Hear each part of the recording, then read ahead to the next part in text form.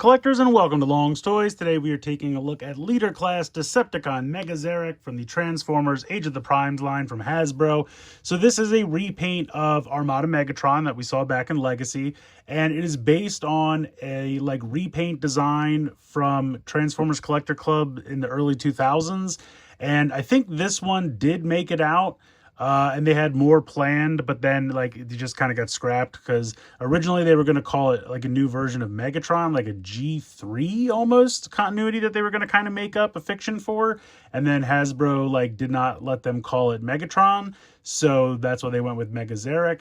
And so it's just an interesting deep pull to do a repaint of Armada Megatron based on an online exclusive that didn't go very far. It's just a way for Hasbro to get a third use out of this mold. We've already seen it as Armada Megatron and Armada Galvatron, of course. But it's a really fun color scheme, so I decided to go for it. Nice artwork here on the front with the robot mode and the vehicle mode. Over here on the side, got a close-up of that robot mode artwork. And then you have your standard slice of the Ring of the Primes over here on this side. Not really much going on up top, just says Decepticon Megazarak, nothing going on the bottom. If we spin it around to the back, got some nice product shots of the robot mode and the vehicle mode, and it has all the same functionality that the molds always had. Nothing new there. You can take the turret barrel off and pop it onto the arm as an accessory. You can bring the turret around the front like the original toy back in Armada could do. But he doesn't have really any of the other spring-loaded Minicon gimmicks or anything like that, and still doesn't come with a Minicon, so that's kind of a bummer. But we're going to go ahead, get him out of the packaging here, and we'll take a closer look. Here is Megazarak out of the packaging. It's a really nice repaint. I mean, it's the exact same mold we've seen twice before. There's no differences or changes or anything like that other than the color scheme. But it's a really nice color scheme. It's just a crazy, fun color scheme. I really like it quite a bit. So you have this kind of really bright orange, this kind of steely blue with the really sharp metallic purple and the black. I really, really like it. If we get a close-up look at the head sculpt, really looks nice. Again, the red eyes pop with that metallic purple. The silver for the face and that expression he's making is just absolutely fantastic. Some really nice metallic paint here on the chest. The original toy had a slider here to raise the piece that would cover his face, and they've a different way to incorporate that. We'll see later on in the transformation, but they still molded the slider in there, even though it doesn't move, which I think is a nice touch. Again, that was on the original as well. Some nice silver there on the abdomen, a little bit of this gold paint as well, and then some silver down here on the shins. Just all in all, really sharp looking figure. We'll go through the articulation real quick. Again, it hasn't changed. Head can go from side to side, can tilt up a little bit and down just a tiny little bit there. You got the big horns there, which are looking real nice and have a little bit of orange paint for the trim. Really looking sharp. You can't move the actual shoulders, but if we lift up this little pad here, which has a really nice Decepticon symbol, by the way, you can bring the arm forward like this, and also out to the side. And then unfortunately, they still haven't solved this. This has been a problem since day one, where when you try it, it's a kind of tight joint, so it naturally wants to bring the shoulder pad down as well. I kind of wish these came up and locked into place so that these, didn't move them. Just a minor complaint. But you have the hinge there and the swivel. You have a bicep swivel. You have 90 degrees there in the elbow. Wrist can swivel as well. Then you have a waist swivel down here. Technically, you can move this up here as well, as we'll see with the giant turret on the back. We'll get into that in a moment as one of the features. You can kick forward. You can kick out to the side. And I don't know what's going on with the ratchet there. I don't really hear it so much when it goes up, but you kind of hear it when it goes down.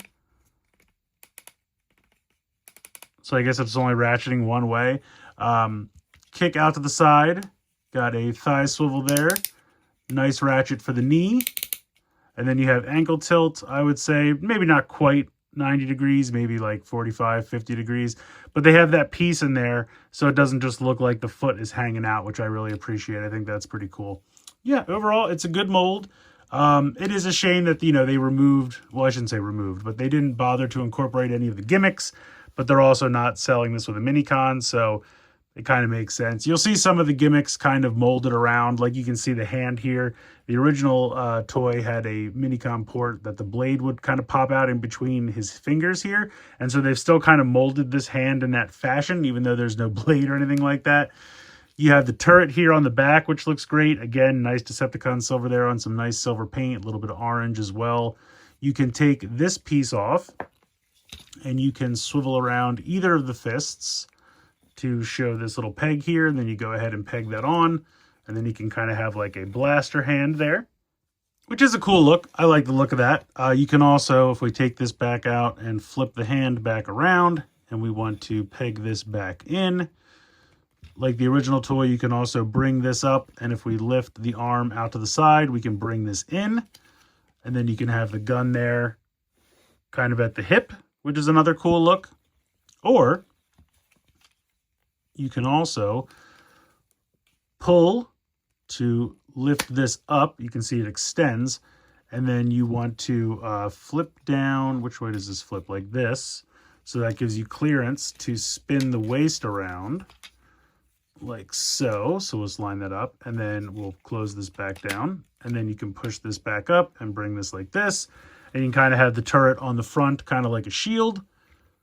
So you have a lot of options with the turret. I mean, you have the hand option, you have this hip option, you have the turret on the front option, and these are all things that the original toy could do. Actually, I don't know if the toy could do the hand option. That might be new to this mold, but the other two versions were definitely something the original toy could do.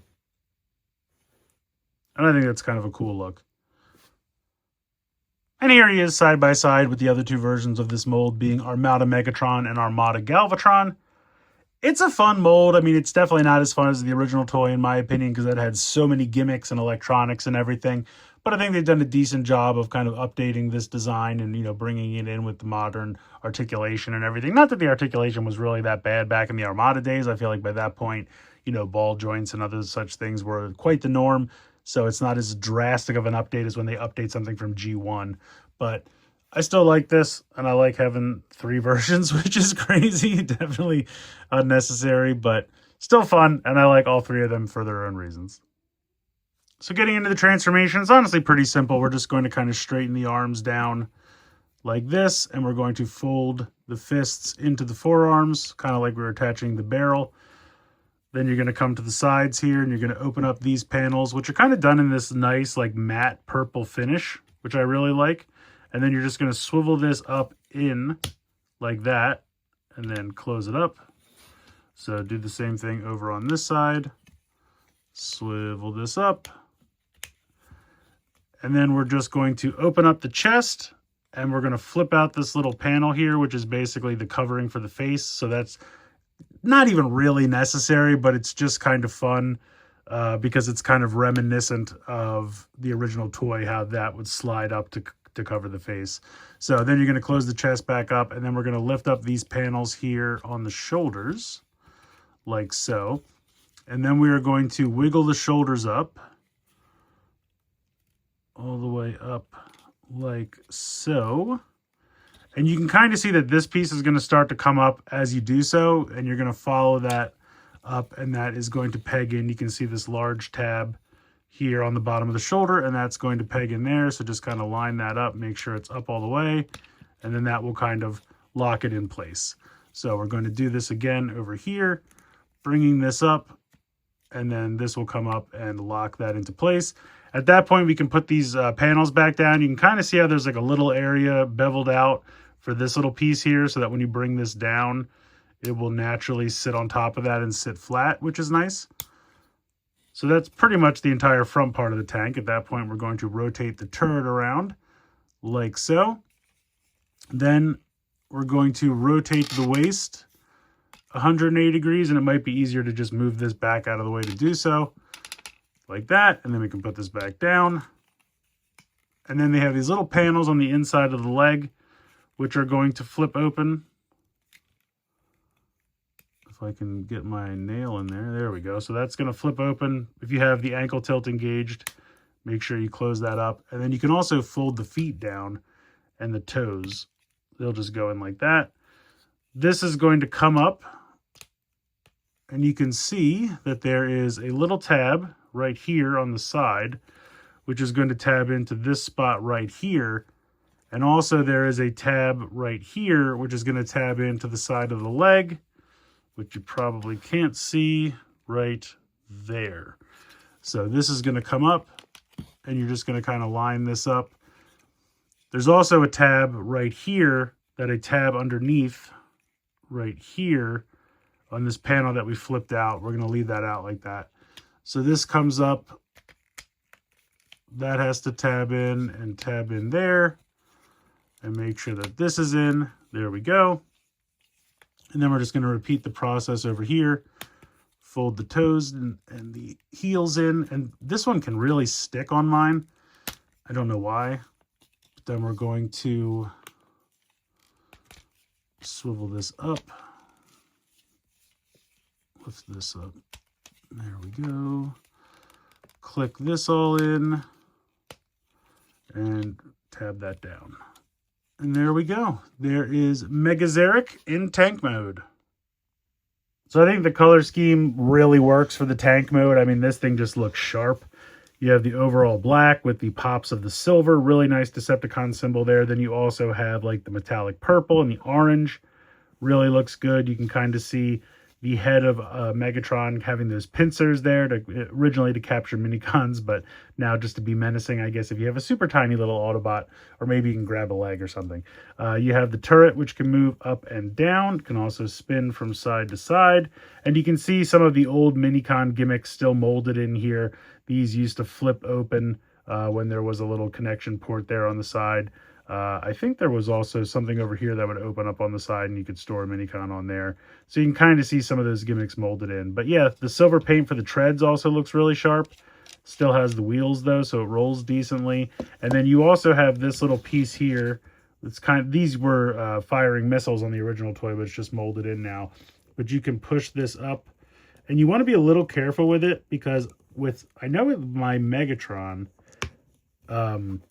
this, you can see the seam right there. Unfortunately, sometimes that has a habit of coming apart because it's just a really strong connection to that tab there.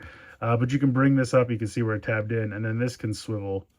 And you can't really bring it that far forward, so I don't know why it swivels, but you can swivel it.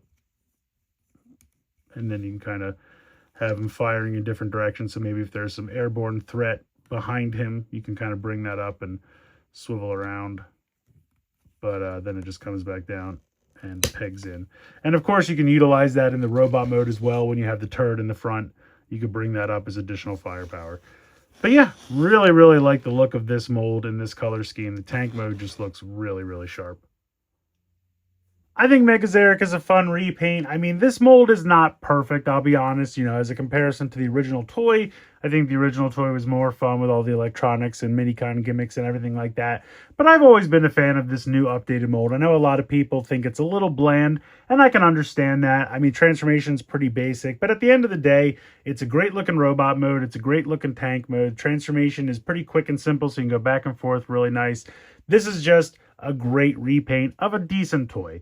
Now, I can understand how for a lot of people, you know, this is not, it's kind of a deep pull, so the character may not resonate with a lot of people, and they could see this as an easy pass, and I totally get that, especially if you already have Megatron and Galvatron. You might be thinking to yourself, do I need a third version of this mold? And I get that, and it's probably not for everybody.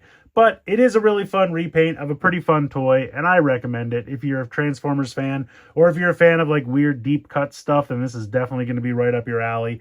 But I could totally understand how you might think, well, I'm definitely going to at least wait for a sale. And I could see this one sitting around for a little bit because I don't think the draw is immediately going to be there for everyone. So if you're kind of on the fence, maybe wait for a sale. But if you do decide to pick them up, I don't think you'll be disappointed. It's really fun. Let me know what you guys think in the comments below. Please like, share, and subscribe. Hope you guys enjoyed the video. And as always, thank you so much for watching.